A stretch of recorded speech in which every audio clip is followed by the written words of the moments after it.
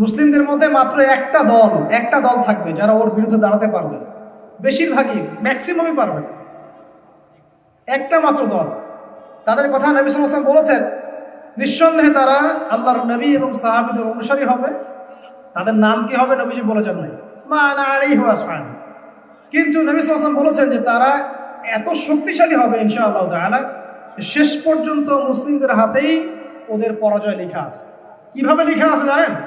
এটাও হাদিসে এসেছে যে একজন জিউস সৈন্য যদি পাথরের পিছনে গিয়ে লুকায়, পাথর কথা বলা শুরু করবে।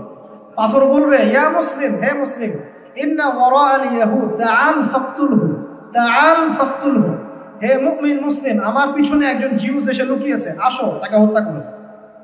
পাথর কথা বলবে। কি মনে করছেন পৃথিবী এখন যেমন দেখছেন এমন থাকবে না সব সময়। আস্তে আস্তে সিচুয়েশন চেঞ্জ হবে এবং হতে হতে এমন একটা পর্যায়ে যাবে, সভ্যতা শুরু হয়েছিল ওই আদম আলাইহিস সালামকে দিয়ে এবং সভ্যতা শেষ হবে ঈসা ইবনে মারিয়ামের হাতে। সভ্যতা শুরু হয়েছে একজন নবী দ্বারা, শেষও হবে একজন নবী দ্বারা।